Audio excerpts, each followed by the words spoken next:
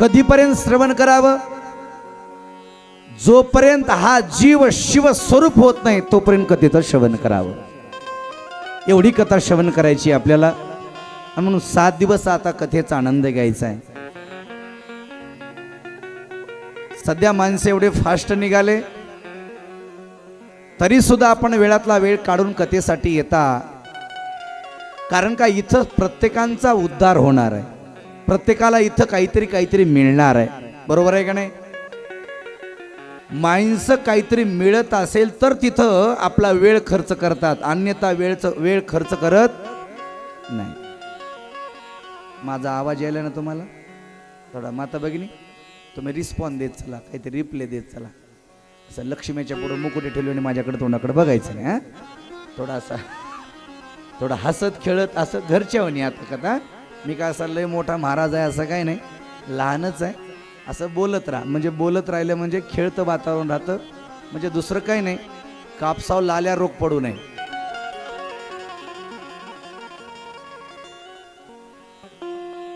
जास्त व्हायला का? जास्त व्हायला?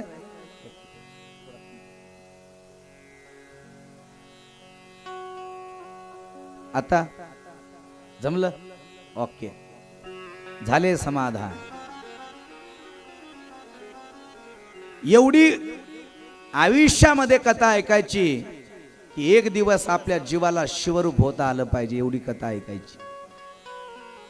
मग सध्या माणसाला वेळ नाही तरी सुद्धा आपण वेळ खर्च करतो. बरोबर आहे ना?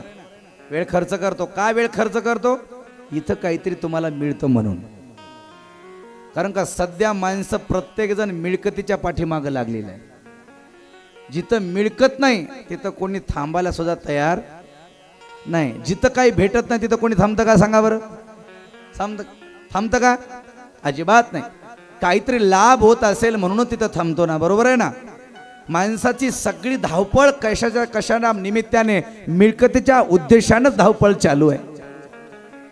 सध्या एकमेकाला बोलण्यासाठी माणसाकडे वेळ नाही. एवढे माणसं बिजी होऊन गेले महाराज. मी सतत सांगत असतो, सध्या माणसं एवढे बिजी झाले. खरं सांगू का तुम्हाला, माणसाला महाराज बोलाय एकमेकाला वेळ नाही. एवढे माणसं बिजी झाले. एकमेकाला फोन कराय वेळ नाही माणसाकडे. एवढे माणसं बिजी झाले. म्हणून ॲप आलं, त्या ॲपचं नाव आहे व्हॉट्सअप. इंस्टाग्राम आलं. माणसाला बोलायला, नात्यांना वेळ द्यायला वेळ नाहीये. त्याच्यामुळं काही बोलायचं असेल तर फोन करत नाहीत माणसं. काही सांगायचं असेल तर स्टेटस ठेवतात. पण त्या स्टेटसची असली गफलत आहे, ज्याच्यासाठी ठेवलं ते पाहत नाही.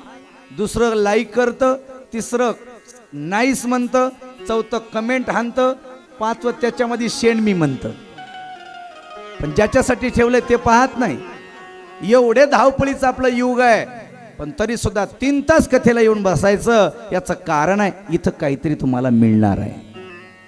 काय मिळणार आहे महाराज आम्हाला? कथा ऐकल्यानंतर माणसाला दुःखाची निवृत्ती होते. कथा ऐकल्यानंतर माणसाची चिंतेची निवृत्ती होते आणि माणसाला मुक्ती प्राप्त होते. हे सगळ्यात मोठा कथेचा फायदा आहे. हा आता जमलं बघा. हा 1500 पडले वाटले की? हा मग मोठ्या टाळ्या वाजवा. हा असं जमलं बघा. आता इथं बसलेल्या पुरुष मंडळी, इथं बसलेल्या माता भगिनी, खरं सांगा, प्रत्येकाच्या जीवनामध्ये दुःख आहे का नाही? बोला बोला. दुःख आहे. प्रत्येकाच्या जीवनात चिंता आहे का नाही? आणि प्रत्येकाच्या जीवनात भय आहे का नाही? सांगा बरं. आहे. दुःख प्रत्येकाच्या पाठीमाग आहे. या जगतामध्ये 4 प्रकारचे आश्रम आहेत. त्या 4ही आश्रमातल्या लोकांना विचारा, त्या प्रत्येकाचं उत्तर येईल, आमच्या जीवनात आम्हाला आणखी दुःखच मिळालेलं आहे. सुखाचा पत्ता लागला नाहीये. ज्याच्याकडे पाहिलं तो दुःखी आहे महाराज. जरी इथं राजा जरी असला तरी तो दुःखीच आहे, आणि प्रजा असला तरी सुद्धा तो दुःखीच आहे. जो देखे सो दुखिया बाबा, जो देखे सो दुखिया बाबा.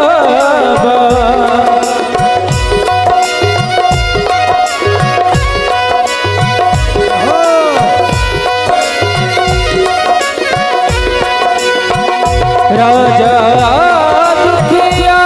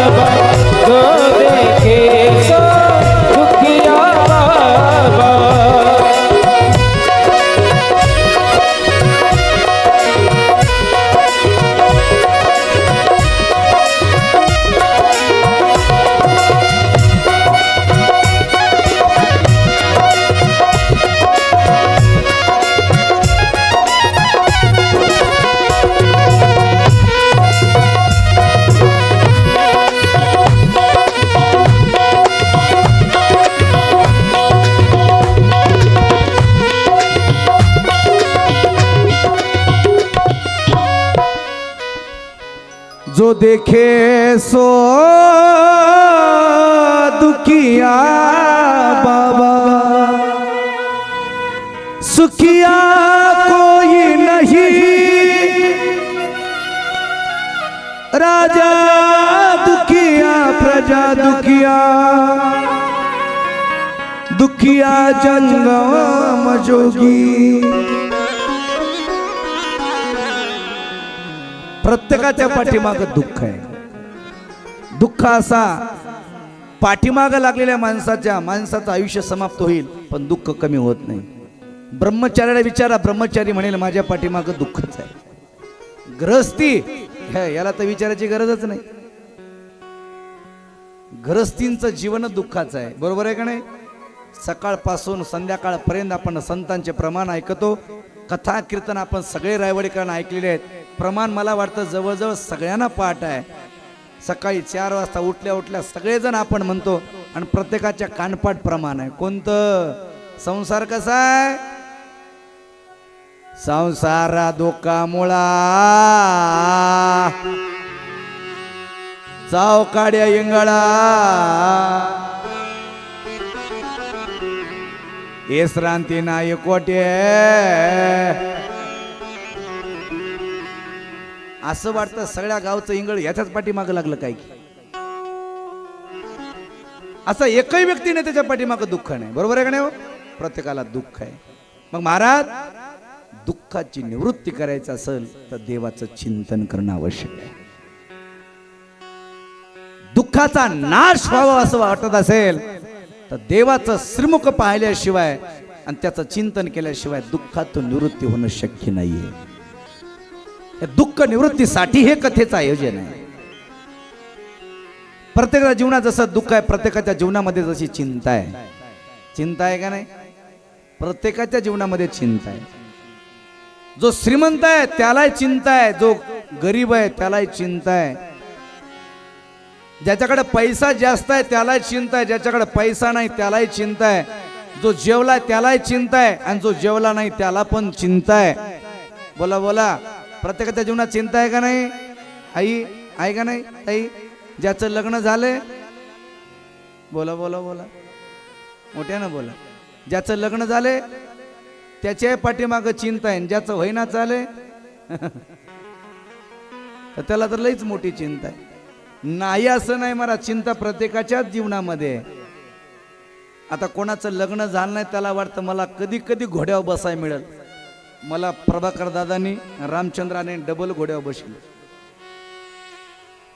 एवढी मिरवणूक भारी कधीच निघाली नाही आमची, एवढी सुंदर मिरवणूक। महाराज एकदा जोरदार अशा टाळ्या वाजवा। रामचंद्र अण्णा आणि प्रभाकर दादा आणि मुरकुटे सगळा परिवार, सर्व रायवाडीकर माता भगिनी सगळ्या कलश घेऊन महाराज कलश यात्रेसाठी उपस्थित झाल्या। तेवढ्या उन्हामध्ये सगळेजण नाचून महाराज स्वागत केलं। पण ऐका, चिंता प्रत्येकाच्या जीवनामध्ये आहे। जो घोड्यावर बसलाय त्यालाही चिंता आहे, जे भेसला नाही त्यालाही चिंता आहे, बरोबर आहे का नाही? लग्नामध्ये बघा, लग्नामध्ये जे घोड्यावर बसते का नाही ते आयटीत राहतं, बरोबर आहे का नाही? आणि जे घोड्यावरच्या पाठीमागं चलतं का नाही नवरदेवाच्या सोबत, त्याला वाटतं मला असं कधी कधी घोड्यावर बसायला मिळेल। त्याला काय वाटतं?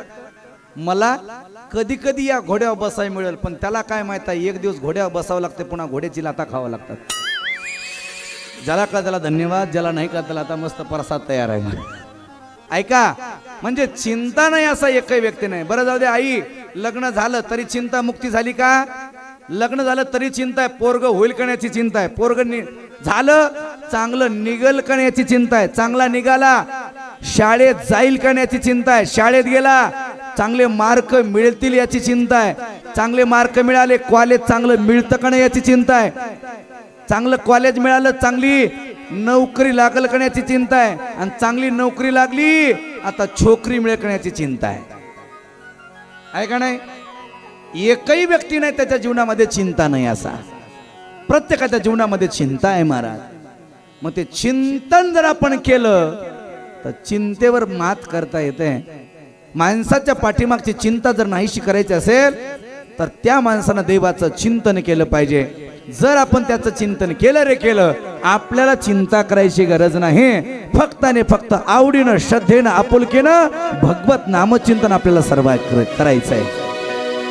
अवधि भावे हरि नाम घेसी, अवधि भावे हरि नाम घेसी.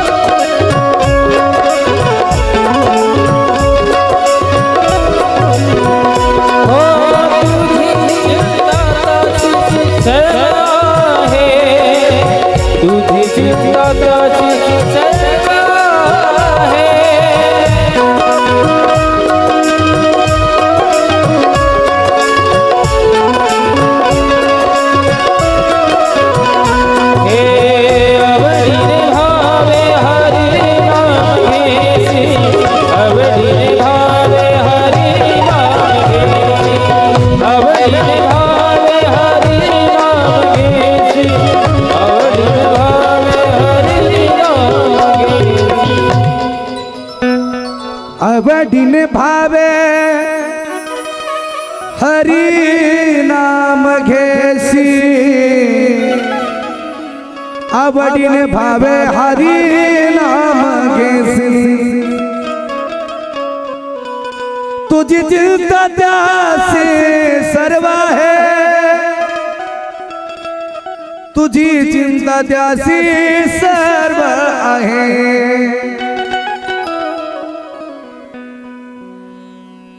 आपली चिंता जर घालवायची असेल तर आपण काय केलं पाहिजे? आपण काय केलं पाहिजे? बोला ना. आपली चिंता जर नाहीशी करायची असेल तर काय केलं पाहिजे? केवायसी केली पाहिजे, है ना? म्हणजे 1500 पडतात ना महिन्याचं महिना. चिंता जर मुक्त व्हायचं असेल तर काय करावं लागल? तर भगवत नामचिंतन करावं लागल. जर आपण त्याचं चिंतन केलं रे केलं, आपल्याला चिंता करायची गरज नाही. आपली चिंता करणारा तो माझा पांडुरंग परमात्मा आहे. तुझी चिंता त्याशी सर्व आहे. चिंता करायची गरज नाही. पण माणसं जे करायची ते करत नाहीत, जे करू नये ते केल्याशिवाय राहत नाहीत. खरं सांगा, माणसानं चिंतन केलं पाहिजे का चिंता केली पाहिजे? कसं आहे? माणसानं चिंतन करावं का चिंता करावं?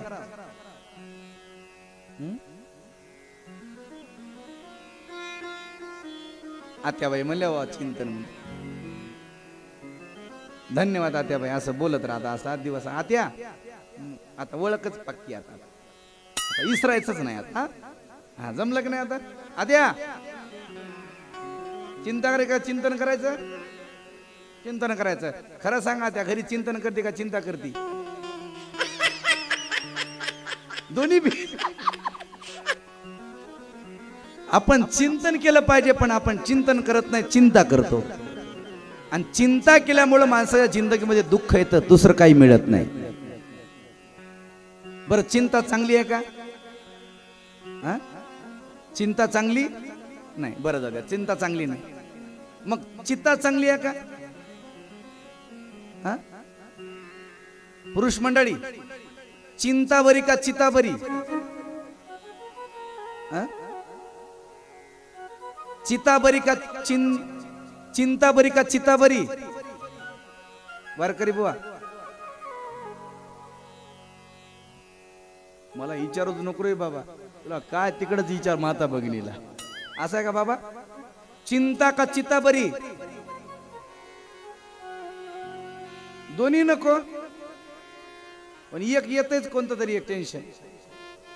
चिंतन बरं, बरोबर ना? पण चिंतन करत नाहीत. चिंता आणि चिता शब्द सारखेच आहेत. काय बदल आहे? फक्त बिंदू मात्रेने विशेषता. चिंता चित्ता समायुक्ता बिंदूर मात्रे न विशेषता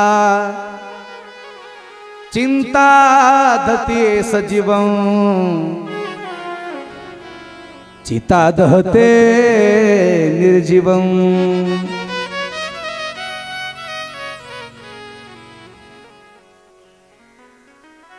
चिंतापेक्षा चिता बरी का एकदा जर चितेवर चौघांना नेऊन झोपवलं तर 3 तासात गाव रिकामा आपण रिकामी पण चिंता एक असा भयानक रोग आहे एकदा माणसाच्या पाठीमाग चिंता लागली आयुष्यभर जित्या जागत्या माणसाला जाण्याची ताकद ज्या गोष्टीमध्ये तिचं नाव आहे चिंता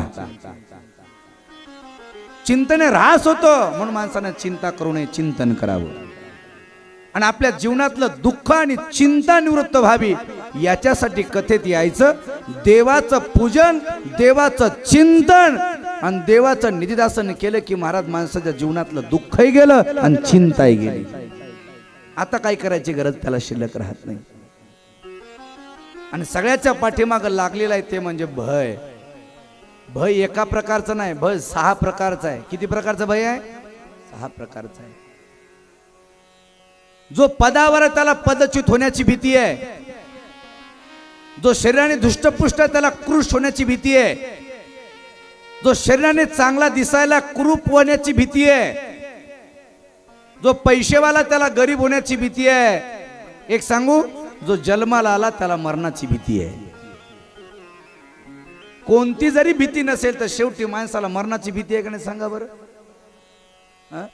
मरणाला भीत नाही असं कोण आहे सांगा एक जण म्हणला महाराज मी मरणाला भीतच नाही मी म्हणलं कस काय यमराज का तुझा जावा आहे का म्हणला नाही महाराज मग तू कोण आहेस म्हणला ग्रामपंचायत सदस्य घुटाच्या मध्ये पाणी चालय शेळी म्हणाली माझी आळपणी भिजल काय कसा मेळ लागायचा हो अरे जो जन्माला आला त्याला मरावंच लागतं महाराज इथं अवताराचे अवतार गेले त्याला राहता आलं नाही 88 ऋषी गेले कोण कोण गेले 9 भी मर गए 10 भी मर गए 88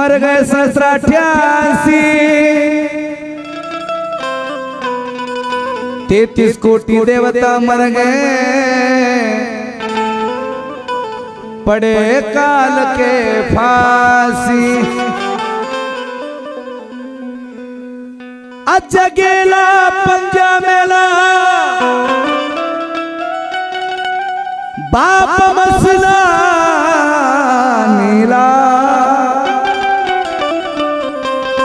देखत देखत ना तू पण तो ही तैसा झाला देखत देखत ना तू पण तो ही तैसा झाला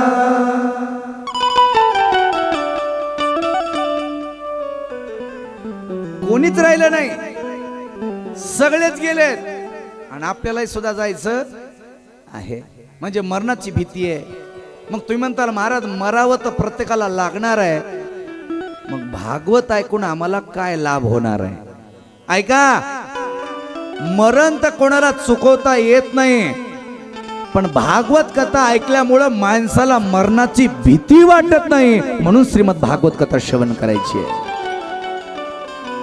याच्यासाठी कथा ऐकायची आहे नैमिषारण्याच्या ठिकाणी शौनकादिक ऋषी बसलेले आहेत 88,000 आहेत सूत महाराजांचं त्या ठिकाणी आगमन झालं आणि सूत महाराजांचं आगमन झाल्या झाल्या सगळेजण उठून सूत महाराजांना दंडवत प्रणाम करायला लागले आणि गुरुला वंदना करायला लागले सारे तीर्थ धाम आपके चरणों में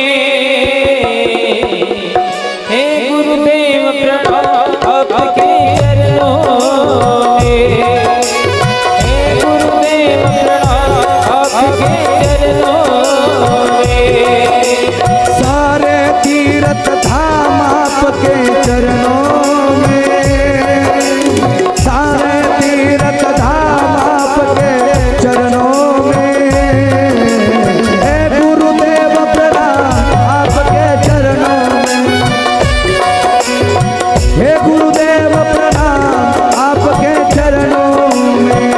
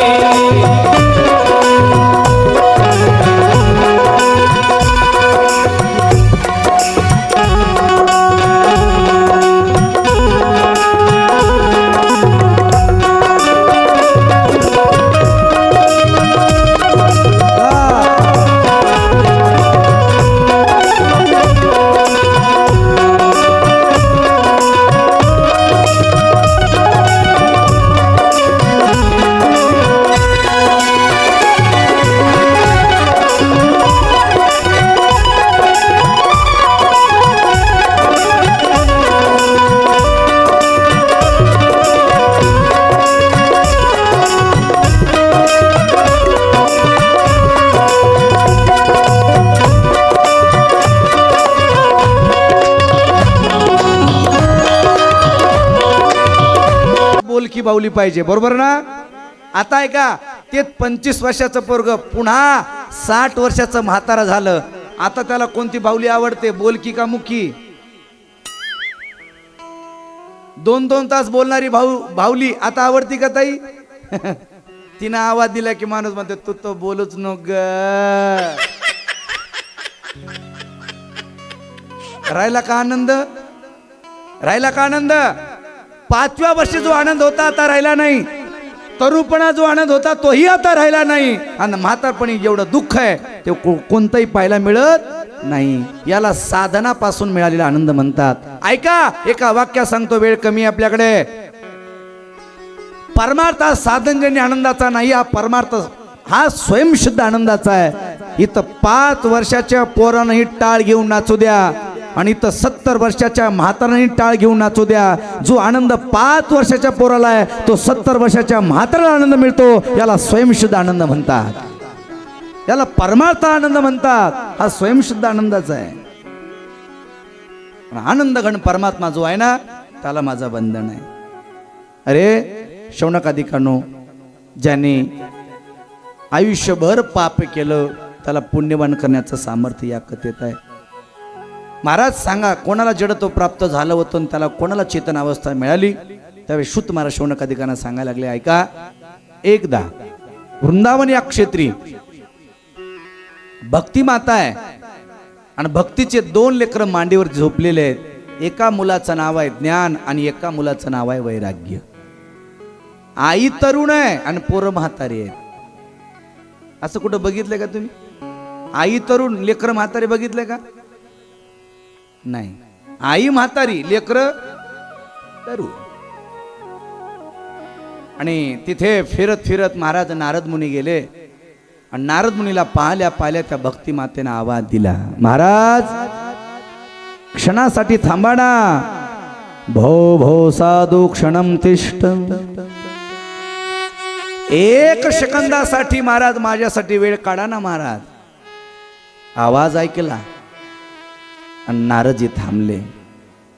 नारदजीने विचारलं, तुम्ही कस काय आवाज दिला? तुम्ही कोण आहात? तुमचं नाव काय? त्यावेळेस ती भक्ती माता आपला परिचय द्यायला लागली. अहम भक्तिरिती ख्याता इमो मे तनयो मतो ज्ञान वैराग्य नामानो काल योगेन जर्जरो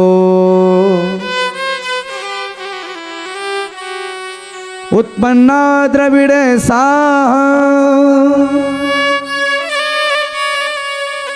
वरध्यू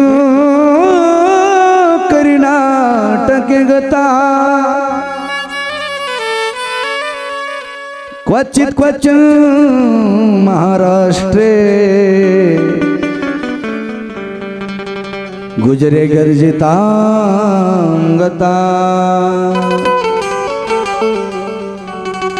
महाराज अहम भक्तिरीती ख्याता, माझं नाव भक्ती आहे. माझे 2 लेकर, त्या लेकरांचे नाव आहेत ज्ञान आणि वैराग्य. माझा जन्म द्रविड देशात झाला.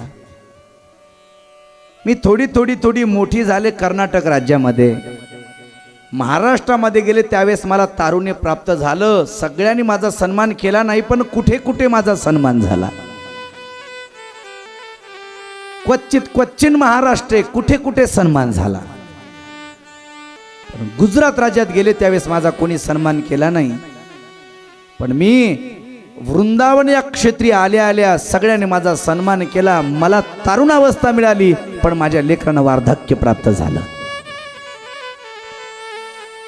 वृंदावनम पुनःप्राप्य नवीनेश स्वरूपिणी. वृंदावनामध्ये मला मिळालं रूप, पण माझ्या लेकरांना काही झालं नाही. म्हातारी लेकरं झाले. आणि माझी विनंती आहे, माझे लेकर उठून नाचले पाहिजे. आता दुसऱ्याच्या दुःखात दुःख मांडणारे संत आहेत ना, त्यांनी गायत्री मंत्राचा महाराज उच्चार केला, संजीवनी मंत्र म्हटले, पण लेकरं उठायला तयार नाहीत. काय करावं सुचत नाही. नारदजी म्हणतायत, भक्ती तुझ्या लेकराला उठून नाचवल तरच नारद म्हणेल. कारण का संतांचं हृदय चित्त जैसे गंगा जळ आहे. दुसऱ्याचं दुःख जोपर्यंत महाराज संपुष्टात येत नाही तोपर्यंत संत तिथून हालत नाहीत. नारदाने सांगितलं जो दुःख घालवण्याची ताकद या मंत्रात नाही, पण मी काहीतरी उपाय शोधून काढील, पण तुझ्या लेकरांना नाचवाय लावल, हा माझा शब्द आहे. फिरत फिरत निघाले. सनकादिकांची भेट झाली. सनकादिकांनी नारदाला भेटल्यानंतर नारदींच्या चेहऱ्यावरचं दुःख बघितलं, चिंता बघितली, आणि सनकादिक म्हणायला लागले, नारदजी तुम्ही तर देवाचं सतत भजन करणारे आहात, देवाचं सतत चिंतन करणारे आहात, मग तुमच्या डोक्यावर तुमच्या तोंडावर एवढी चिंता कशाची आहे? त्यावेळेस नारदीने सांगितलं सनकादिकांना, सनकादिक ऋषी मी माझ्या दुःखामुळे दुःखी नाही, तर मी दुसऱ्याच्या दुःखामुळे दुःखी आहे. याला संत म्हणतात, ध्यान ठेवा. ऐका, दुसऱ्याच्या दुःखात दुःख मांडणारे याला संत म्हणायचं, आणि दुसऱ्याच्या दुःखात आपलं सुख मानतात याला जीव म्हणायचं. दुसऱ्याच्या दुःख पाहून की दुःखी होतात ते संत आहेत. सुरदास महाराजांना लोकांचं दुःख पाहवत नाही म्हणून ते संत झाले. आपल्या लोकांना दुसऱ्याचं सुख पाहवत नाही म्हणून आपण बद्ध राहिलो. खरं सांगा, आपल्याला दुःख कशाचं आहे? आपलं दुःख आहे का शेजारचा सुखी आहे म्हणून दुःखी आहेत? एक सांगू तुम्हाला, माणसाला स्वतःच्या जीवनात जेवढं दुःख नाही ना, त्याच्यापेक्षा दुसऱ्याचं सुख बघून जास्त माणसाला दुःख होत असतं. ध्यान ठेवा. आणखी उघड बोलू का? आपल्याला 9 क्विंटल सोयाबीन झालं याचं दुःख नाही, पण शेजारच्याला 12 क्विंटल कस काय झालं याचं जास्त दुःख आहे माणसाला. बरोबर आहे का नाही? आपल्याला तर घर बांधकाम होणं शक्यच नाही, होतही नाही. आपल्याला स्लॅब टाकणं याचं दुःख त्याला तेवढं वाटत नाही, पण शेजारच्यानं 2 मजली कस काय बांधलं याचं जास्त माणसाला दुःख आहे. दुसऱ्याचं सुख बघितलं की माणसाला जास्त दुःख होतं, याला जीव म्हणतात. एक दिवशी घरी बसलो, तुम्हाला कीर्तन नव्हतं, झोपच येत नव्हती, तारसार गेलो आणि मोबाईल बघत बसलो. झोपच येत नव्हती का? आता सवय लागलेली आहे ना, 11-12 वाजल्याशिवाय झोपच येत नाही. त्यात बुका लागल्याशिवाय तर झोपच येईना. वर बसलो, झोपच येत नव्हती. तेवढ्यामध्ये लाईट गेली आणि माझी बायको वर आली. बायको म्हणली, महाराज झोपले नाहीत? मी म्हणलं झोप येत नाही मला लवकर. म्हणलं तू झोप की. म्हणली महाराज झोपणारच होते, पण तेवढ्यात लाईट गेली. मी म्हणलं येईल मग, जाय. आणखी 5 मिनिटांनी पुन्हा मला म्हणले, महाराज लाईट गेली हो. म्हणलं येईल की, आता येईल, थांब थोडं. पुन्हा 10 मिनिटांनी पुन्हा मला म्हणले, महाराज लाईट गेली हो. म्हणून माझा का सासराचा तिथं डीपी पशी आहे का? आता येईल की, थांब थोडं. पुन्हा एकदा आली, पुन्हा एकदा मला म्हणले, महाराज लाईट गेली हो. आता काय करावं? म्हणलं अगं लाईट गेली, मला कळालं, किती वेळ सांगतीस? जाय उगा. डोक्यामध्ये राग आला माझ्या, तीनदा बोलायला लागली. म्हणलं येईल ना राग, जाय. पुन्हा एकदा मला म्हणली, महाराज लाईट गेली हो. आता तो मला डोकं सरकलं. म्हणलं येईल की, का उगा अशी एवढी तरतर कराली?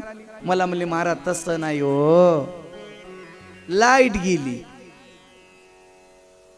गेली की, आता कळालं की, एवढं काय तुला टेन्शन घ्यायला झालं? मला म्हणली, महाराज तसं नाही हो. मग म्हणलं कसं आहे? अख्ख्या गावची आहे म्हणे ना, आपलीच कस काय गेली? कळाले का नाही? आपल्या घरची लाईट गेली याचं दुःख तेवढं नाहीये. दुःख कशाचं आहे? आता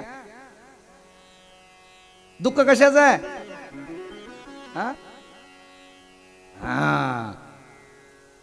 आपली कस काय गेली. म्हणजे दुसऱ्याच्या घरचा उजेड बघून, घरचा अंधार बघून जेवढं दुःख होत नाही, शेजारच्या घरामध्ये उजेड बघून ज्याला दुःख होतं याला जीव म्हणतात. ध्यान ठेवा. नारदाने सांगितलं माझं दुःख नाही, भक्तीचे लेकर उठून नाचले पाहिजे. सनकादिकाने सांगितलं जा सत्कर्म करा, म्हणजे भागवताचं श्रवण करायला हवा.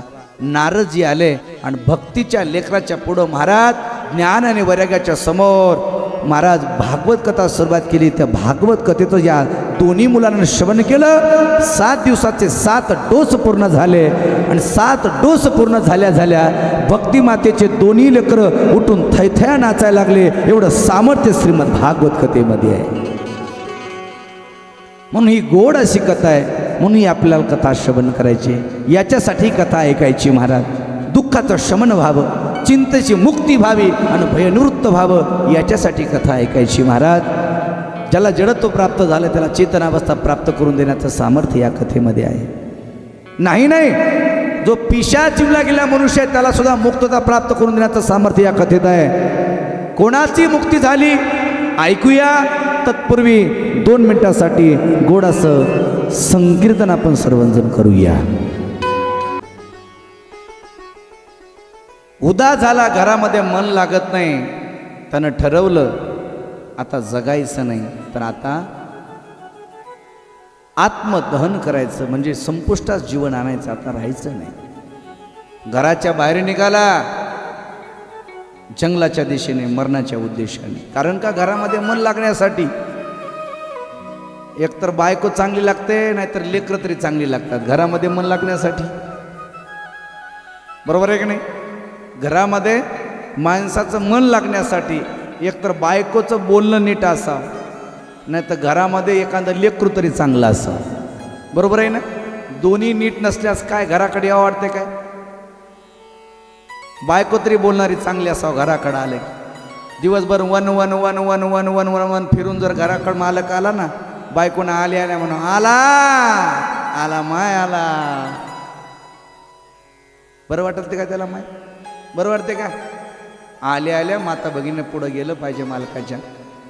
मालकाला म्हणलं पाहिजे पाय धुवाय पाणी देऊ, या या या, कंटाळा आलाय, या या, आराम करता, पाय दाबू, डोकं दुखत असेल हो उन्हातून आला, डोकं दाबू, मानपाट दाबू का, गळा नाही, ज्येष्ठवाले आता आहे का नाही? मला मालकाची सोय केली पाहिजे माता भगिनीनं.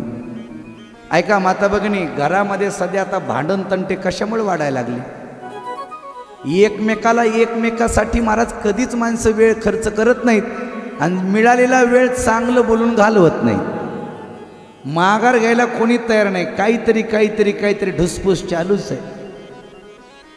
सुखी संसार होण्यासाठी महाराज गोड शब्द माता भगिनीनं मालकाला बोलले पाहिजे आणि मालकाने मालकिनीला चांगलं बोललं पाहिजे. अगं दिवसभर दमली असेल ग, काम केलीस ग, वा छान भाकर झाली बघ, वा चांगली भाजी, असं म्हणलं पाहिजे ना.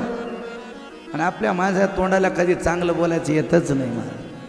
किती चांगला स्वयंपाक करू द्या, नावं ठेवल्याशिवाय राहतच नाही. अशीच भाजी केली, तशीच भाजी केली. मग त्या माता बहिणीला वाटतं दिवसभर राबावं आणि संध्याकाळी आले की आणखी याच्या शिवा खावं. त्याच्यामुळं काय आता करपट भाकऱ्या, जाडच्या जाड भाकरी, खरट भाजी. माता भगिनी दिवसभर काम करतात फक्त आणि फक्त त्यांना वाटतं संध्याकाळी मालकानं आल्या मला 2 शब्द गोडीनं बोलावं. दुसरं काय मागणं असतं होय ताई? काय मागता दुसरं? 2 शब्द मालकाचे गोड शब्द. बरोबर आहे की नाही? का पेढे माग? कोणतीच माता भगिनी बायको महाराज मालकाकडे पेढ्याची अपेक्षा करत नाही. पेढ्यापेक्षा गोड तिला फक्त मालकाचे 2 शब्द असतात, दुसरं काय तिला मागायचं नसतं. आतमध्ये ब्राह्मणाच्या घरी महाराज असं नशीब नव्हतं, बायको नीट नव्हती आणि घरामध्ये मन लागण्यासाठी लेकरू तर नव्हतंच, निपुत्रिकच होता. आत्मदेव नाव त्याचं आहे. तुम्ही कथा ऐकलेली आहे, त्याचं नाव आत्मदेव आहे आणि त्याच्या बायकोचं नाव काय? कोणाला माहित आहे? हां, असे नाव इसर जाऊ नका, ठेवत जा लक्षात. तिचं नाव काय? ताईनं सांगितलं धुंदुली. आतापर्यंत धुंदुली नावाची बाई बघितली काय? हॅलो, धुंदुली नावाची बाई बघितली का? पाठीमाग आती. हा, हॅलो, धुंदुली नावाची बाई बघितली का? नाही. कैकई नावाची बाई बघितली काय? मंथरा नावाची बाई बघितली काय? नाही नाही. धुंदुली नावाची बाई तुम्हाला पाहायला मिळणारच नाही. पण पुढं बोलू का? पुढं बोलू का नको? बोलू का? तुम्ही हो म्हणला तर बोलतो बाबा, नाहीतर आरती करतो. बोलू का पुढं? धुंदुली नावाची बाई नाहीये, पण धुंदुलीच्या विचाराच्या बाया आणखी काही समाजात आहेत. तुम्ही म्हणताल असं कसं? ऐका, धुंदुली म्हणजे एक अविचार आहे, धुंदुली म्हणजे कुविचार आहे. जी बाई मालकाचं काहीच ऐकत नाही, स्वतःची मनमानी करते, मालकाच्या शब्दाला कवडी किंमत देत नाही आणि स्वतःचा पगडा चालवते, कुविचार सतत करते डोक्यामध्ये, अविचार डोक्यात आणते, ही धुंदुली आहे. ही धुंदुली आहे, याला अविचारी म्हणतात, कुविचारी धुंदुली. आतमध्ये ब्राह्मण जंगलात गेले. आता मरणार तेवढ्यामध्ये साधूंची भेट झाली. साधूनं सांगितलं, अरे जंगलामध्ये कस काय आलात? म्हणे महाराज मी मरणार आहे, तुमचं दर्शन घेऊन मरावं म्हणतोय. साधूने सांगितलं, अरे मरायला काय झालं रे, लोक जगण्यासाठी लाखो रुपये खर्च करतात, तोला देवाने एवढं सुंदर आयुष्य दिलंय, जगायला जगना, मरायची काय गरज आहे? त्यानं सांगितलं, महाराज मरावंच असं माझ्या जीवनात झालं. का? तर घरामध्ये मला मुलगाही नाही आणि बायको मला नीट बोलत नाही, कारण का मी निपुत्रिक आहे, कोणी सन्मान देत नाही हो मला. माझ्या जीवनामध्ये मला मुलगा पाहिजे, दुसरं मला काही नकोय. मुलगा पाहिजे असं वचन ऐकल्या ऐकल्या साधू महाराजांनी डोळे बंद केले आणि डोळे बंद करून चिंतन केलं. पाहिलं तर याच्या आयुष्यामध्ये 7 जन्म काय मुलगा नव्हता. हे आत्मदेवा, अरे तुझ्या नशिबामध्ये मुलगा नाही रे. म्हणे महाराज मला जर मुलगा जर नाही झाला तर मी मरणार आहे, मी जिवंत राहणार नाही. मला जीवन नकोस झाले, अंधकार माझ्या जीवनात झालाय. मला असं वाटतं जगण्यात काही अर्थच राहिला नाही माझ्या, निरर्थक माझं जीवन झालंय. महाराज जगण्यासाठी मला मुलगा पाहिजे, हो मुलगा पाहिजे.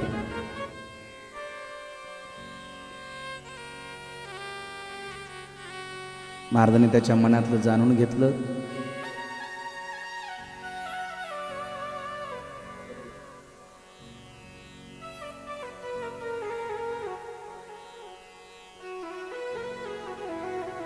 आपल्या जवळचं फळ घेतलं आणि साधूला दया आली. त्या साधूनं महाराज आतमध्ये आम्हाला हे फळ देऊन टाकलं. सांगितलं, जा जा तुझ्या पत्नीला हे फळ खाऊ घाल, तुला मुलगा होईल. एवढा मनामध्ये आनंद झाला. ते फळ घेतलं, घराकडे आला. घरा आल्या आल्या बायकोला सांगितलं, धुंदुली साधूनं फळ दिलं का? साधूनं फळ दिलं, आपल्याला मुलगा होणार आहे, हे फळ घे, फळ खा. 9 महिने 9 दिवस झाल्यानंतर आपल्याला मुलगा होईल, घरामध्ये एक लेकरू येईल ग, आनंदाचं वातावरण निर्माण होईल.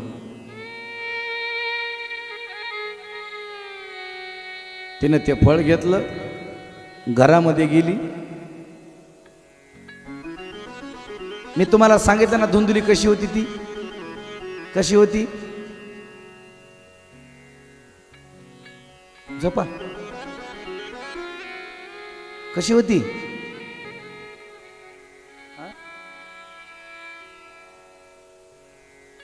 कसली होती? आपल्या मनाचं करणारी, अविचार करणारी. तिने विचार करायला लागली. बाई म्हणे हे फळ आणले आमच्या मालकानं आणि हे फळ खाले की लेकरू होते म्हण. आमचं येडं कोणाच्या नादाला लागतंय आणि कोणाचा अंगुरा आणि कोणाचे फळ आणि याला काही कळत नाही म्हणे. बाया सहज बोलतात पण माणसाला येड्यात काढतात. लहानपणी मायबाप म्हणतात आमच्या बाळ्याला काही करत नाही, मोठेपणी बायको म्हणते आमच्या तेला काही कळत नाही, आणि म्हातारपणी पोरं म्हणतात आमच्या म्हातारला काही कळत नाही. कधी कळत? मसनवट्यात गेल्यास.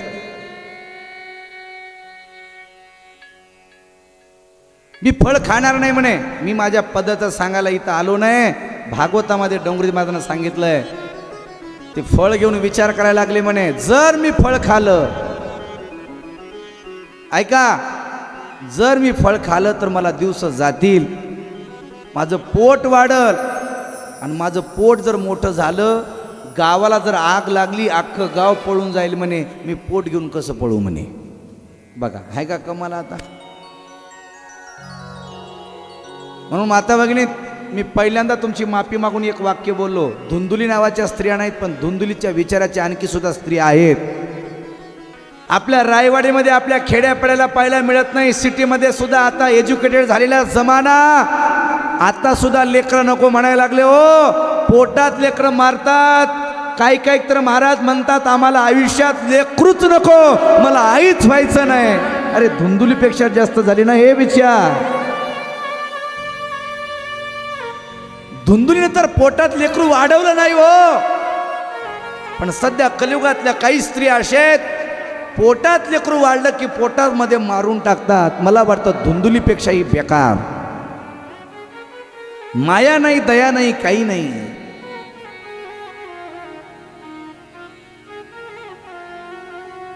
आता अविचारी एवढी धुंदुली, तिची मैत्रीण कशी असेल? हा, तिची मैत्रीण कशी असेल? चल ग 1 वाजले, चल भागवत सुरू झालंय असं म्हणणारी असेल?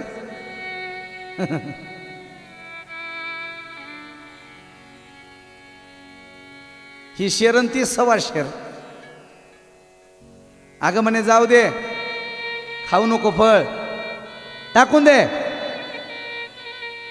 मला दिवस गेलेत, मग मला झालेलं पोरग मी तुला आणून देते म्हणे.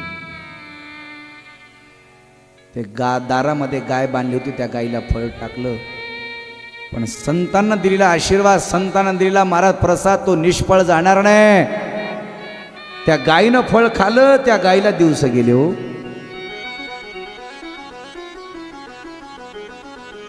आणि हिनं तर महाराज पोटावर चिरगुट बांधायला सुरुवात केली. 1 महिन्याचा गर्भ, 2 महिन्याचा गर्भ, 5 महिन्याचा गर्भ, 7 महिन्याचा गर्भ, पोटावर चिरगोटे बांधायला लागली. आणि अख्ख्या गावातल्या लोकांना कळालं धुंदुली गर्भवती झाली. चिरगुटे बांधोनी वाढविले पोट, चिरगुटे बांधोनी वाढविले पोट, गरवर गोभाट जनामध्ये, गरवर गोभाट जनामध्ये.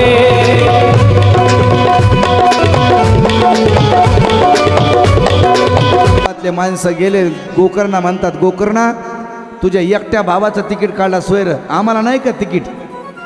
त्यानं सांगितलं तिकीट काढायचं माझ्याकडं नाही, पार्षदाला विचारा. आणि मग महाराज पार्षदाला विचारलं, त्यांनी सांगितलं धुंदुकारीनं जशी आत्मीयतेनं तन मन धन देऊन, एकाग्र होऊन, चित्त देऊन कथा ऐकली, तशी तुम्ही कथा ऐकली नाही. आणि तशी तुम्ही कथा न ऐकल्यामुळं तुम्हाला स्वर्गाला येता येणार नाही. जर तुम्हाला स्वर्गाला यायचं असेल तर तुम्हाला सुद्धा तन मन धन अर्पण करून कथा ऐकावी लागेल. सगळ्यांना विनंती केली, मग पुन्हा एकदा गावामध्ये पुन्हा एकदा कथा ठेवली. आणि अख्ख्या गावकऱ्याने महाराज तन मन धन सगळ्यांनी कथा ऐकली. 7 दिवसाची कथा पुन्हा संपूर्ण झाली. पुन्हा एकदा विमान आलं आणि गोकर्णाच्या मदतीनं सहकार्यामुळं अख्खा गाव वैकुंठाला गेला. गोपाल कृष्ण भगवान की. तुम्ही जय तरी म्हणा की पाठीमाग. गोपाल कृष्ण भगवान की. आवाज येईना, चालेल थोडा आणखी एकदा मोठ्यानं म्हणा. गोपाल कृष्ण भगवान की.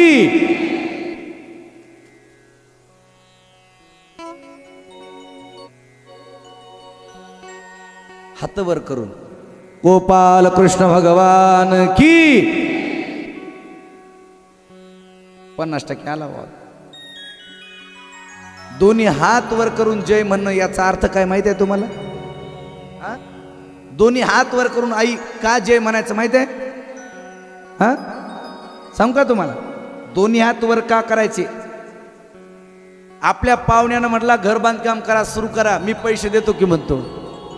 आणि बांधकाम सुरू केलं की पाहुण्याला फोन लावला की ते म्हणतं पैसे माझ्याकडं, पैसे माझ्याकडं. नाही. आणि मग म्हणते अरे ते स्लॅब टाकायचं काय झालं? ते म्हणतं अरे माझा माऊस भाऊ पैसे देणार होता, मग त्यानं नाही म्हणलं. अरे दे म्हणाव ₹1,00,000 तर 50 दे म्हणाव, 20 दे म्हणाव, सिमिटापूरचे दे. अरे ते म्हणते काय रुपये? त्यानं तर हातात वर केलं. त्यानं तर हातात वर केलं. हात वर केलं म्हणजे माझ्याकडं काहीच नाही. तसं देवाच्या दरबारात देवाचं नाव घ्यायचं आणि देवाला म्हणायचं देवा माझ्याकडं तुझ्याशिवाय काहीच नाही, जेवढं माझ्याकडचं आहे ना ते सगळं पैसा, पद, मान, सन्मान, इस्टेट, काम, क्रोध, मद, मत्सर, दंभ, अहंकार हे सगळ्यावर तिलांजली सोडून देवा मी तुला शरण आलोय, माझा स्वीकार कर म्हणून दोन्ही हात वर करायचे असतात. गोपाल कृष्ण भगवान की. आता जन पूर्ण हात वर केले, समजायचं देवाला सगळं त्यानं अर्पण केलं. आणि मागं असं करायला समाज यानं पाठीमागं काहीतरी ठेवले. गोपाल कृष्ण भगवान की. 7 दिवसाची कथा, सुंदर त्याने कथा ऐकली, त्याला स्वर्गाला जाता आलं. पण आपल्या गावामध्ये सुरदास महाराजांच्या आशीर्वादानं रामचंद्र अण्णांनी, आमच्या प्रभाकर दादांनी किती गोड असं महाराज कथेचं सप्त्याचं आयोजन केलंय. एकाच्या कैवाडे उगवी बहुतांचे कोडे. गंगा सागरासाठी वाहते, पण गावातल्या सगळ्या नदीकाठच्या महाराज लोकांना त्याचा लाभ होतो ना. तसं ही ज्ञानगंगा चालत आपल्या गावात आली आहे. निमित्त कोणीतरी एक होत असतं महाराज. निमित्त तरी मुरकुटे परिवार होत असेल, पण या परिवाराच्या वतीनं महाराज सगळ्यांचा उद्धार निश्चित आहे. म्हणून एक निमित्त आहे, पण महाराज सगळ्यात त्याचा आनंद मिळणार आहे. म्हणून 7 दिवस आपण सर्वांनी कथेचा आनंद घ्यायला विसरू नका. सगळ्यांनी कथेला यायचं. कथेचे काही नियम आहेत. मला वाटतं कथेचे नियम तुम्हाला माहीत असतील. कोणते कोणते नियम आहेत? खरं कधी बोलायचं नाही. हां हां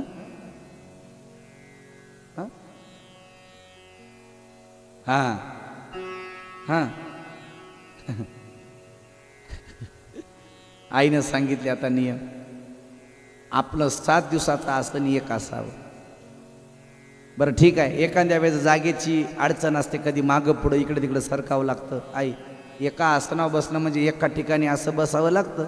एका आसनावर बसणं याचा अर्थ आहे एकदा कथेला बसलं की पुन्हा मांडी मोडायची नाही. तुम्ही म्हणताल महाराज गुडघे आमचे गेले, माय गुडघा जर उचलायचं नाही तर मी उद्यापासून कथेलाच येणार नाही, बस बोंबलात आता. तसं गुडघ्याचा त्रास आहे, त्याच्यामुळं पाय थोडे इकडे इकडे करा, काय हरकत नाही, पण कथेला येऊन बसायचं सर्वांनी. हां कथेचे नियम आहेत. खोटं कधी बोलायचं नाही. आयुष्यात खोटं बोलायचं नाही, पण मिनिमम 7 दिवस तरी खोटं बोलायचं नाही. कधी कोणाचा मत्सर करायचा नाही. कधी कोणाचं डोक्यात वाईट होईल असा विचार करायचा नाही. तुम्ही दुसऱ्याचं वाईट करायचं चिंतन केलं की महाराज आयुष्यात तुमचं कधी भलं होत नसतं, ध्यान ठेवा. म्हणून 7 दिवस निर्मळ मन ठेवायचं, मोकळे मन रसाळवाणी, आणि हेच गुणी संपन्न असं गोड चिंतन आपल्याला 7 दिवस ऐकायचं आहे. म्हणून ज्याला शक्य आहे त्यानं उपवास करा. ज्याला शक्य नाही त्यानं एक भोक्त धारण करा. सध्या काका उपवास करा म्हणणं हे चुकीचं झालंय. कारण का प्रत्येकाला BP आहे, प्रत्येकाला शुगर आहे, आणि माणसाला ताकद कमी आहे आता अन्नामध्ये. त्याच्यामुळं माणसाला भूक जास्त वेळ सहन होत नाही. बरोबर आहे का नाही? मग त्याच्यामुळं एक भोक्त धारण करायचं. एक भोक्त धारण म्हणजे कथेला येण्याच्या अगोदर थोडा फलार घ्यायचा. फलार थोडा म्हणालो बरं, थोडा. हां फळं खायचे थोडे, 2-3 गिलास ताक प्यायचं, आणि कथेला येऊन झोपायचं. अरे वा, असं ना.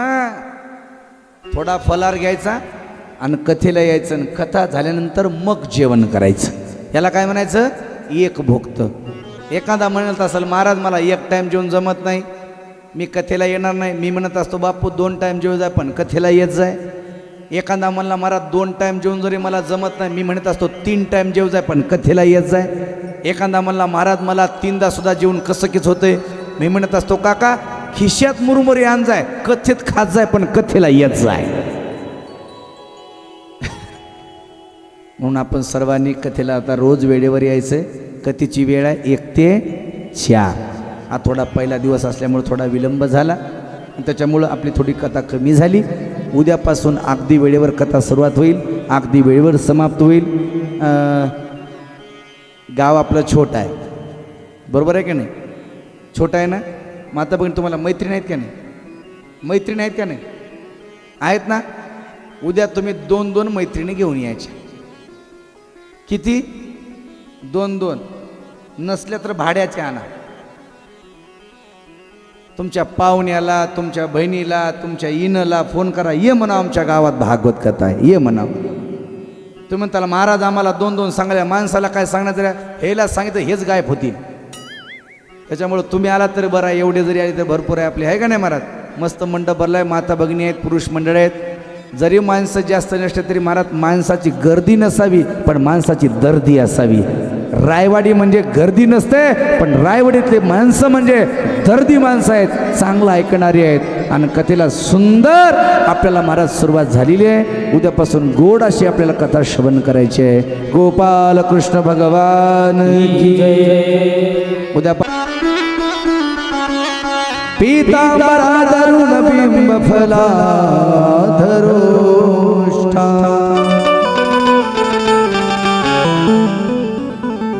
पूर्णेंदु सुंदर मुखाधर बिंद नेत्रा कृष्णाधरा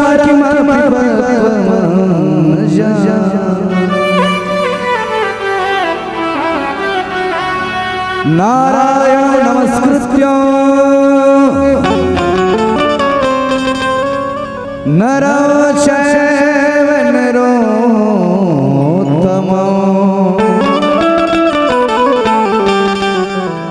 देवी सरस्वती व्यासं ततो जयमुदीरय.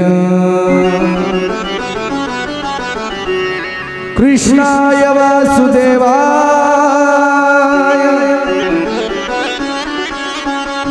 हरे परमात्मने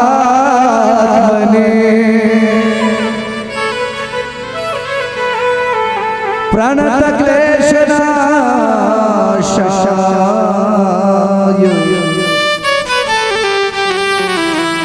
गोविंदाय नमो नमः.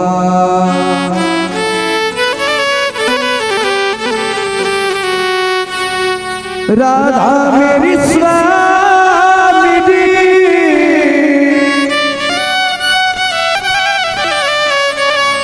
मैं राधे जी को दा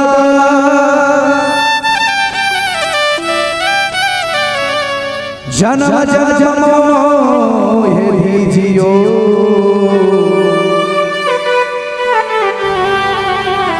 श्री वृंदावन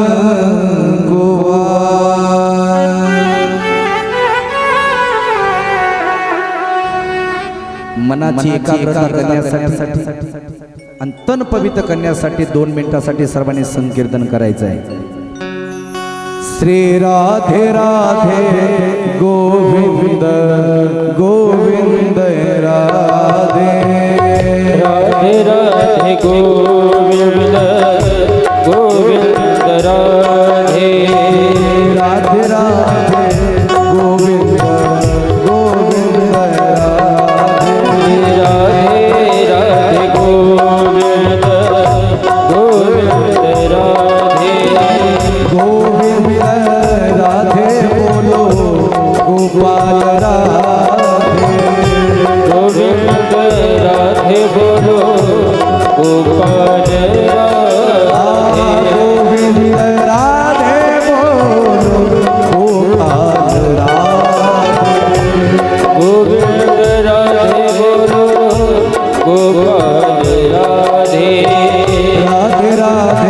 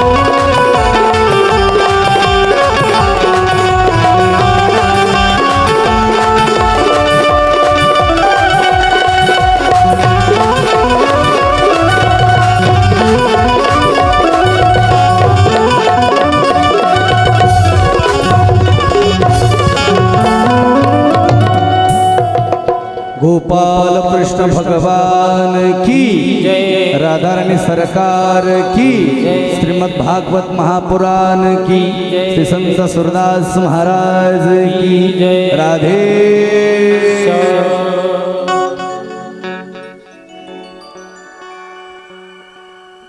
अखिल कोट ब्रह्मांड नायक रुक्मिणी प्राण संजीवन जगत आधार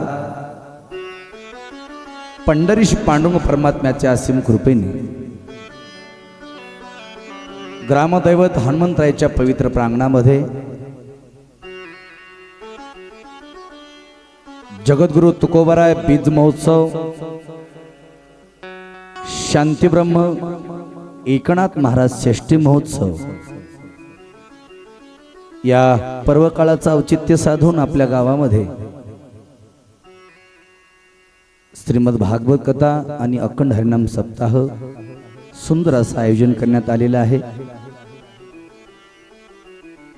श्री संत सूरदास महाराजांच्या पवित्र प्रांगणामध्ये आज कथा प्रारंभ होते. आज कथेचा प्रथम दिवस आणि पहिल्या दिवशी इथं जमलेली सर्व माता भगिनी पुरुष मंडळ आबालवद तरुण मंडळ स्टेजवरती माझे सर्व जिवलक मित्रमंडळी माझे सर्व सहकारी गायन सम्राट संगीत विशारद सिंतवादक श्री हरिभक्तपरायण राहुल महाराज नावलगावकर तसेच ॲटो पॅड वादक श्री हरिभक्तपरायण माझे परमित्र विठ्ठल महाराज तांबे बुलबुल वादक श्री हरिभक्तपरायण नेताजी महाराज नागपूरकर तसेच श्री हरिभक्तपरायण ढोलक वादक योगानंदजी महाराज ब्रहानपूरकर MP मध्य प्रदेश तबला विशारद श्री हरिभक्तपरायण विश्वकर्मा महाराज माळाकुळीकर तसेच ही कथा आपल्याला घर बसल्या ठिकाणी आपल्या नातेवाईकांना ऐकण्यासाठी गोड अशी प्रभाकर दादांनी यूट्यूब चॅनलची सोय केलेली आहे. ते म्हणजे बाप माणूस कीर्तन यूट्यूब चॅनल लखन पाटील ताडमे लाडकानामा यूट्यूब चॅनल राजा पाटील वडजे गोड अशी ज्यांची सिस्टीम आहे. महाराष्ट्रातील सर्व कीर्तनकारांच्या मनामध्ये ज्यांनी घर केलेलं आहे आमचे सर्वांचे लाडके ते म्हणजेच आपल्या गावचेही लाडके ते म्हणजे आमचे रणजितदाजी पवार या ठिकाणी उपस्थित आहे. या सर्वांसाठी एकदा जोरदार अशा टाळ्या वाजवा. आज कथेचा पहिला दिवस आहे. कथा सुरुवात करत असताना मनस्वी आनंद होतोय. एवढ्या मोठ्या उत्साहाने मोठ्या आवडीनं मोठ्या श्रद्धेनं मोठ्या आपुलकीनं ही आज कथा प्रारंभ होते. म्हणून इथं जेवढे काही माता भगिनी पुरुष मंडळी सर्वांचे चरणी विनम्रपणे मी पहिल्यांदा माता ठेवतो. ज्या ग्रंथावरती बोलायचं आहे तो ग्रंथ कोणता आहे सर्वाला माहिती आहे. तो ग्रंथ म्हणजे श्रीमद् भागवत आहे. या ग्रंथामध्ये 12 स्कंद आहेत, 18,000 श्लोक आहेत. प्रत्येक जीवाचं कल्याण करणारी ही दिव्य कथा म्हणजे श्रीमद् भागवत कथा आहे. आपण आपल्या गावामध्ये अनेक वेळा श्रीमद् भागवत कथेचं श्रवण केलेलं आहे. अनेक दिग्गज कीर्तनकारांची कीर्तनं पण ऐकलेली आहेत. भरपूर कथा ऐकलेल्या आहे. काही माणसं म्हणतात महाराज कथा किती वेळा ऐकायच्या. कथा किती वेळा ऐकायच्या म्हणण्यापेक्षा कथा आयुष्यभर जरी ऐकल्या तरी त्या कथा कमी आहेत. सदा श्रव्या सतत सतत या कथेचं सेवन करावं आपण.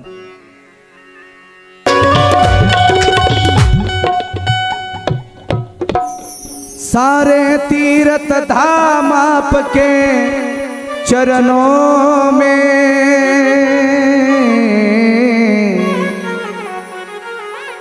हे गुरुदेव प्रणाम आपके चरणों में श्रुत महाराजांना सर्वांनी नमस्कार केला. श्रुत महाराज व्यासपीठावर विराजमान झाले आणि शौनकादिक ऋषींनी प्रश्न केला, महाराज, ज्या माणसाला जीवन आपलं कल्याणकारी बनवायचंय, ज्या माणसाला जीवन आपलं महाराज उज्ज्वल बनवायचंय, त्या माणसानं जिंदगीमध्ये काय करावं, जीवनामध्ये काय करावं? तर श्रुत महाराज शौनकादिकांना सांगायला लागले, ऋषीगण हो, ज्या माणसाला आपल्या जीवनाचं सार्थक करून घ्यायचंय ना, त्या माणसानं आयुष्यामध्ये सत्कर्म करावं. सत्कर्म म्हणजे काय? तर श्रीमद भागवत कथेचं श्रवण करावं. भागवत श्रवण केल्यानंतर आम्हाला काय लाभ होईल हो? श्रुत महाराज सांगायला लागले, अरे भागवत कथा श्रवण केल्यानंतर काय मिळत नाही ती विचारा. ज्याला जडत्व प्राप्त झालं त्याला चेतनावस्था प्राप्त करून देण्याचं सामर्थ्य या ग्रंथामध्ये आहे. जो पिशाचिनीला गेलेला मनुष्य आहे त्याला मुक्ती प्राप्त करून देण्याचं सामर्थ्य या कथेमध्ये आहे. आणि पाप्याला पुण्यवान बनवण्याचं काम ही श्रीमद भागवत कथा करत असते. कोणाला जडत्व प्राप्त झालं आणि कोणाला चेतनावस्था प्राप्त झाली, आम्हाला त्याची कथा सांगा. शौनकादिक ऋषींना सूत महाराज सांगायला लागले, ऐका, ती सर्व तुम्हाला कथा सांगतो, पण जगाचा मालक जो करता धरता आहे ना, त्या ईश्वराला, त्या भगवान श्रीकृष्णाला मला पहिल्यांदा वंदन करू द्या. आणि भागवतामध्ये भागवत महात्म्याचा पहिला श्लोक त्यावेळेस त्यांनी गायला आणि या जगाच्या मालकाला त्यांनी वंदन केलं. सच्चिदानंद रूपाय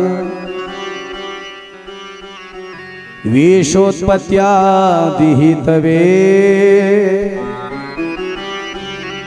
तापत्रय विनाशाय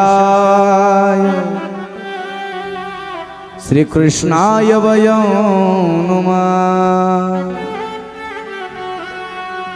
सच्चित आनंद जो परमात्मा आहे ना, या जगाची उत्पत्ती ज्यांनी केली आहे ना, आणि ज्याचं चिंतन केल्यानंतर त्रिविध तापाची बोलवण होते ना, अशा भगवान श्रीकृष्णाला माझा त्रिवार वंदन आहे, नमस्कार आहे. सच्चित आनंद, सत्स्वरूप माझा भगवंत आहे, चित स्वरूप माझा भगवंत आहे, आणि आनंद स्वरूप माझा भगवंत आहे. बघा, या जगतामध्ये सत्य फक्त माझा देव आहे. या संसारामध्ये जेवढ्या काही वस्तू निर्माण झाल्यात ना, त्या सगळ्या एक दिवशी नाश पावणार आहेत, पण आधी मध्ये अंती सर्वत्र एकच गोष्ट शिल्लक राहणार आहे, एकच वस्तू शिल्लक राहणार आहे, ते म्हणजे माझा भगवान. कारण का या जगतामध्ये तेच सत्य आहे आणि तेच सुंदर आहे, तेच या जगातलं सत्य आहे. सत्यं शिवं सुंदरं, सत्यं शिवं सुंदरं.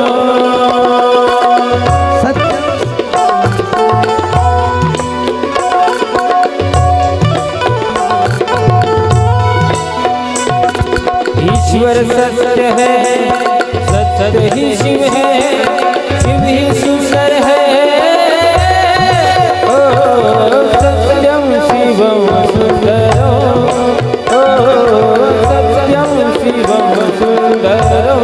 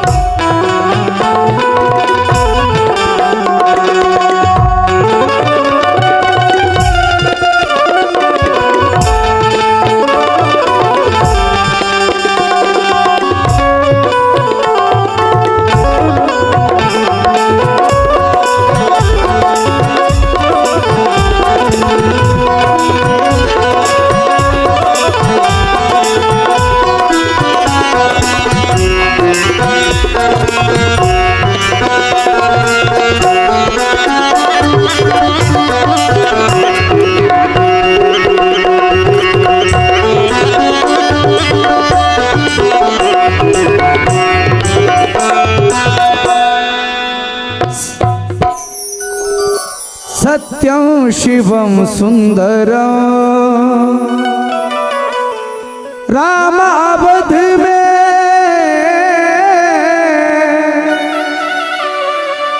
काशी में शिव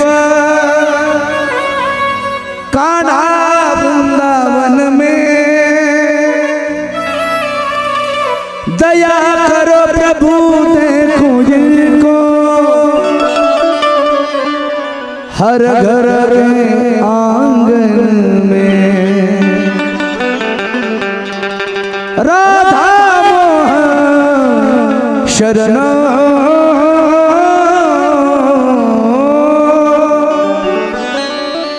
सत्य शिव सुंदर।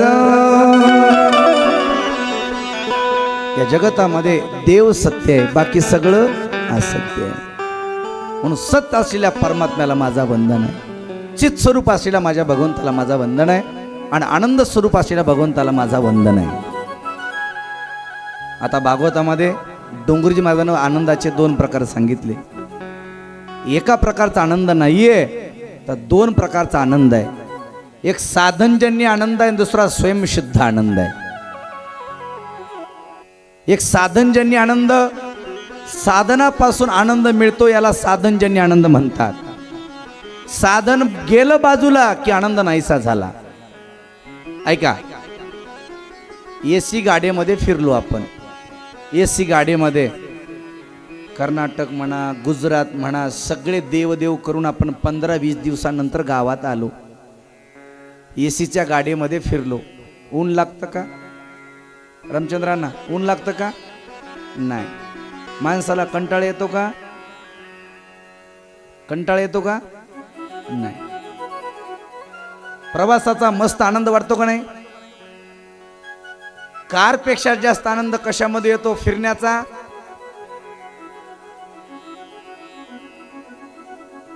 कशात? आत्या विमानात बसती ती का नाही? नाही बसा, जाऊ दे, मला भीती वाटाली आता. विमानामध्ये प्रवासाचा आनंद आहे, पण विमानाचा प्रवास संपला की आकाश मार्गाचा आनंद निघून गेला. 4 व्हीलर मध्ये फिरत असताना 4 व्हीलर निघून गेली, गाडीच्या खाली उतरलो, आता गाडीचा आनंद राहिला नाही.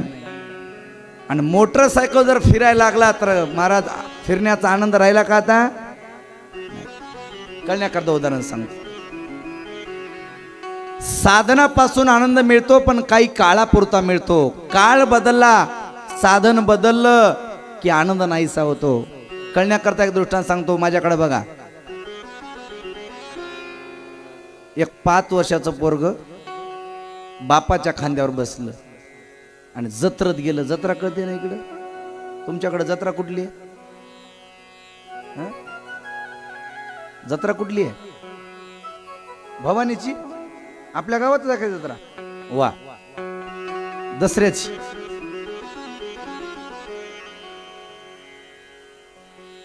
पौर्णिमेची. वा. गावातच जत्रा आहे ना ताई? वा.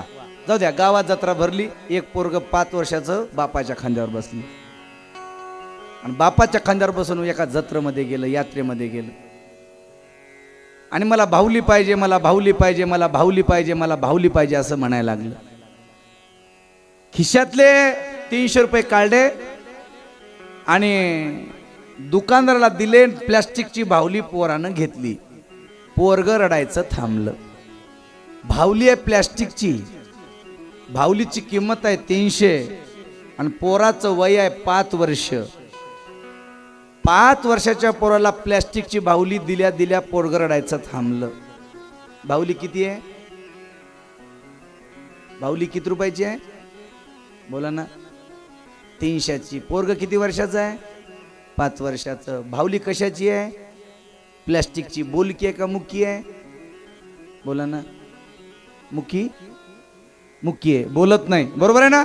बाहुली 300ची, प्लॅस्टिकची बाहुली. आणि पोरग किती वर्षाचं? 5 वर्षाचं. ऐका आता, आता तेच 5 वर्षाचं पोरग 25 वर्षाचं झालं.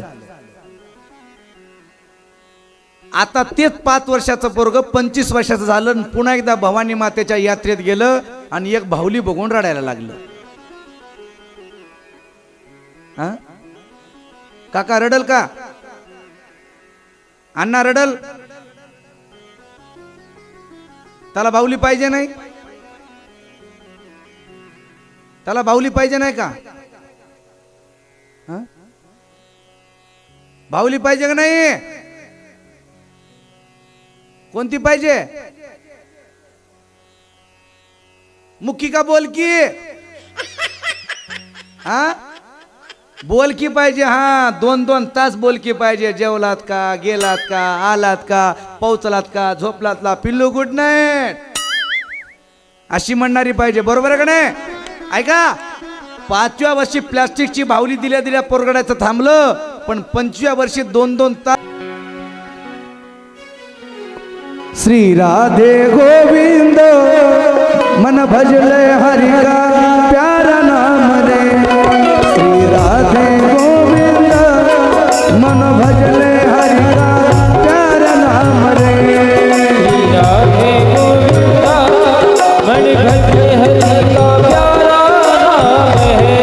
श्री राधे गोविंदा मन भजले हरि का प्यारा नाम है. श्री राधे गोविंद मन भजले हरि का प्यारा नाम है.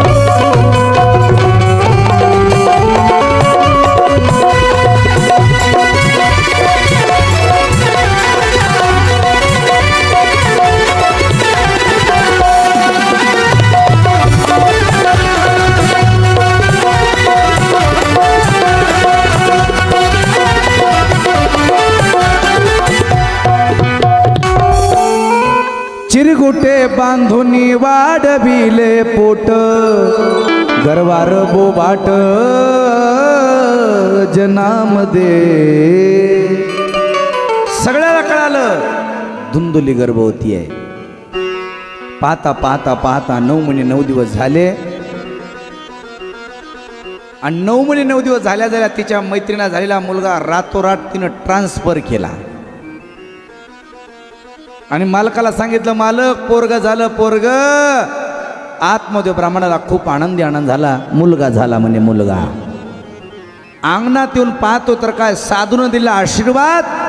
ते फळ गायीनं खाल्यामुळं त्या गाईला दिवस गेले होते आणि त्या गाईच्या सुद्धा उदरातून महाराज एक सुंदर असा मुलगा जन्माला आला. आतमध्ये ब्राह्मण म्हणतो आतापर्यंत एकही मुलगा नव्हता, आता 2 मुलं झाली. पाहता पाहता 12 दिवस झाले आणि 12व्या दिवशी तिनं नामकरण विधी सोहळा संपन्न केला. मानव शरीर आहे पण कान मात्र गायीसारखे आहेत, म्हणून त्याचं नाव काय ठेवलं? गोकर्ण. त्याचं नाव काय ठेवलं? गोकर्ण.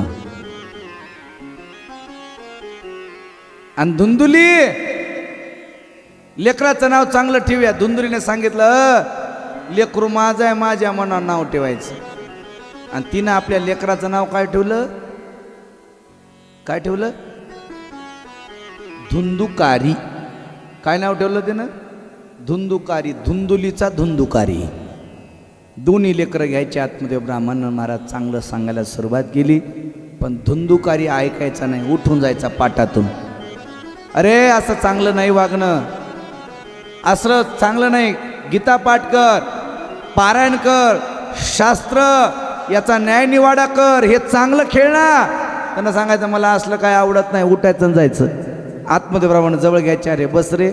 लगेच धुंदुली जवळ यायची. धुंदुली म्हणायची अहो राहू द्या, लेकरू लाडाचा खेळू द्या. अगं अभ्यास झाला नाही ग? हां अभ्यास करून दिवा लावणार आहे. तुम्हीच कुठं दिवा लावलाय शिकून? अगं जर यानं शिकलं नाही तर काय कमील? नाही कमीलं तर काय होईल? तुम्ही कमीलेलं इकून खाईल. लाडात लेकरं जास्त वाया जायला लागले सध्या. मी सांगेल तुम्हाला, माणसाने महाराज लेकरांचा लाड केला पाहिजे. कारण का आता पहिलं लाडके लेकर नव्हते, आता लाडाचे लेकरं जास्त झाले. 9-7 जास्त झाले. पहिलं 5-6 लेकरं असायचे, कोणाला म्हणून लाड करावं? आता एकुलतं एकच आहे, त्याचा लाड आहे. एक ध्यान ठेवा, लेकरांचा खाण्यापिण्याचा लाड करायचा, पण संस्कार देण्यामध्ये कधी सुद्धा लेकरांचा लाड करायचा नाही. शिक्षणामध्ये कधी लेकरांचा लाड करायचा नाही. जर शिक्षणामध्ये संस्कारामध्ये लेकरांचा लाड केला तर ते पोरग कुठं बसत? कुठं? खांद्यावर नाही. कुठं बसतं? डोक्यावर बसतं. डोक्यावर बसून गुणानं बसना कार्यक्रम करतं. म्हणून लेकरं सुसंस्कारित झाले पाहिजे. धुंदुकारी उन्मत्त झाला, अपशब्द बोलायला लागला. धुंदुकारीचे शब्द ऐकून, हे वर्तन ऐकून आतमध्ये माने सांगितलं आता घरात राहायचं नाही. गोकर्ण विद्याभ्यास करण्यासाठी निघून गेला आणि धुंदुकारी आणि धुंदुली आता गावात राहिले. आता मात्र महाराज दोघाचाच पगडा चालू आहे. पाहता पाहता पाहता एक दिवस धुंदुली महाराज गेली. आता घरामध्ये फक्त आणि फक्त धुंदुकारी एकटा आहे. त्या धुंदुकारीनं महाराज नारी संघ सुरू केला. मांस भक्षण सुरुवात केलं, मद्यप्राशन सुरुवात केलं.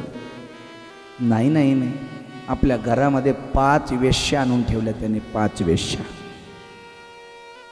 शब्द स्पर्श रूप रस आणि गंध हे पंचविषय म्हणजे पंचवेश्याच आहे त्या. सगळ्याला आणलं, घरात ठेवलं. खाऊन येते खायला लागला, पिऊन येते प्यायला लागला.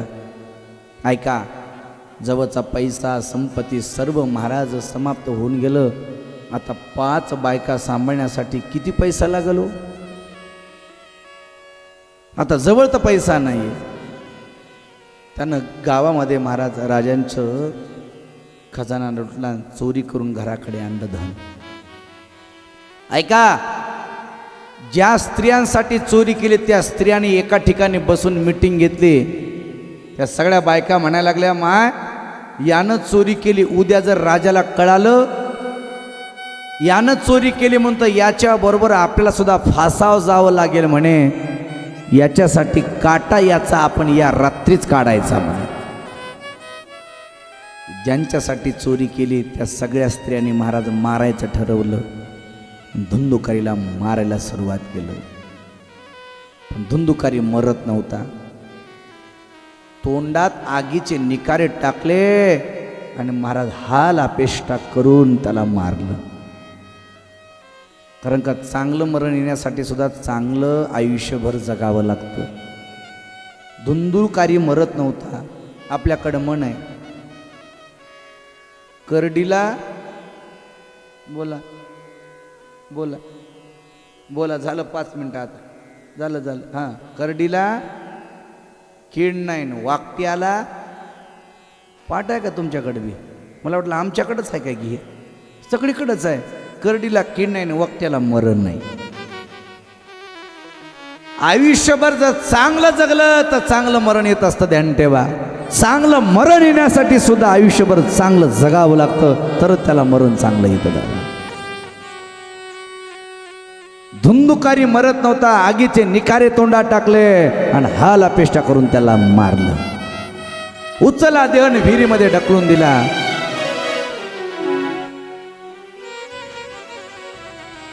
पिशाचिनीला गेलेला मनुष्य आहे. आता तो कालांतराने गोकर्ण आले घराकडे. बघितलं तर काय घर सगळं छिन्न विच्छिन्न सामान पडलेलं आहे. खाटावरती थांबणार तेवढ्यामध्ये महाराज कानावरती आकळाळ विक्राळ असा आवाज यायला लागला. आवाज कशाचा आहे, असा कसा आवाज येतोय म्हणून विचार करायला लागले. पण तेवढ्यामध्ये पुन्हा एकदा कानावर आकळा विकळा आवाज यायला लागला.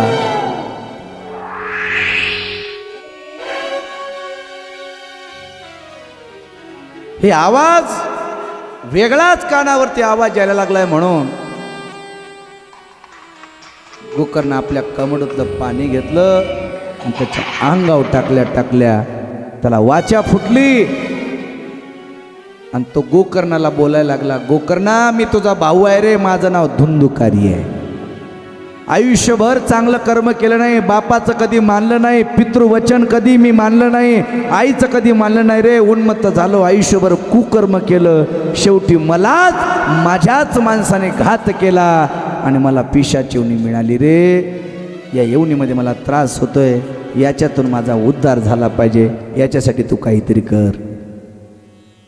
गोकर्ण महाराज संतांकडे गेले. संतांना विनंती केली, माझ्या भावाचा उद्धार करण्यासाठी मी काय करू? त्यावेळेस संतांना सांगितलं, याच्यासाठी सत्कर्म करा, म्हणजे श्रीमद भागवत कथेचं श्रवण करा. गोकर्ण आले आणि गोकर्णाने महाराज पत्रिका काढल्या, सगळ्या देशोधडीतल्या लोकाला, परिसरातल्या लोकाला आमंत्रण दिलं आणि कथा यजमान झाला. हे कथा करणं साधी नसतं महाराज. सगळ्याला आमंत्रण द्यावं लागतं, सगळ्याला बोलवावं लागतं, सिस्टीम आणावी लागते, कलाकार आणावे लागतात, मंडप टाकावं लागतं, व्यवस्थित आसन टाकावं लागतं, श्रोते मायबाप येणाऱ्या मंडळींची महाराज बसण्याची सुविधा केली पाहिजे, व्यासपीठ व्यवस्थित असलं पाहिजे. सगळं 1 नंबर नियोजन केलं तर ती कथा रंगत असते, नाहीतर शक्य नाही. एकदा आयोजकासाठी जोरदार अशा टाळ्या वाजवा. किती सुंदर असं निवेदन आहे महाराज. इथं कशाचीच कमतरता नाही, सगळं 1 नंबर आहे. इथं 2 नंबर काहीच नाही, सगळं 1 नंबर आहे. सुंदर कथेचं आयोजन. धुंदुकारीला बसता येत नव्हतं, कारण का तो कोण होता? भूत होता, पिशाचिनीला गेला होता.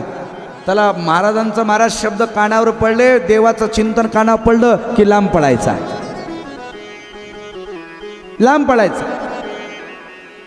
एक येळू असतो ना, बांबूमध्ये जागा असते, पोंग, त्याच्यामध्ये तो थांबला. पहिल्या दिवसाची कथा झाली, पहिली गाठ फुटली. दुसऱ्या दिवशीची कथा झाली, दुसरी गाठ फुटली.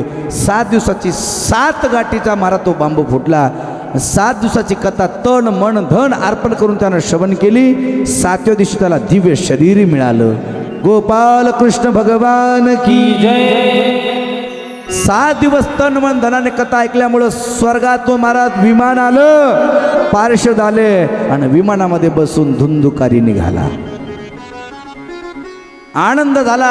आज माझं संकट सगळं दूर केलं रे, गोकर्णामुळे मला उद्धार झाला.